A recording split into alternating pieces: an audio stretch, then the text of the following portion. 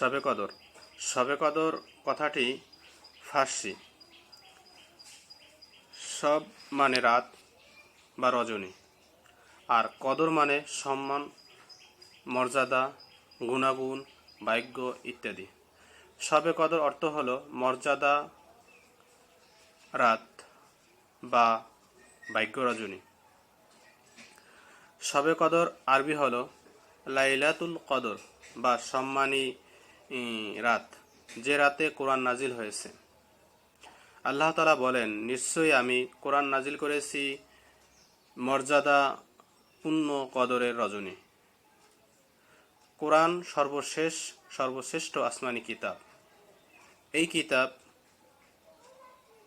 নাজিল হয়েছেন নবীদের ইমাম, রাসূলদের সর্দার, সর্বশ্রেষ্ঠ মহানবী হযরত মুহাম্মদ সাল্লাল্লাহু আলাইহি সাল্লামের উপর। তাই নবী করিম সাল্লাল্লাহু আলাইহি সাল্লাম বলেছেন, কোরআনের সঙ্গে যার যতটুক সম্পর্ক থাকবে তিনি ততটুক সম্মানিত অথবা মর্যাদা অধিকারী হবেন। সুবহানাল্লাহ। নবী করিম সাল্লাল্লাহু আলাইহি সাল্লাম আরও বলেছেন, তোমরা রমজানের শেষ দশকের বেজোর রাতগুলোতে শবে কদর সন্ধান অথবা তালাশ করো। মুসলিম শরীফ হাদিসে। এই রাতগুলো হলো 21, 23, 25, 27, 29 রমজান রাত।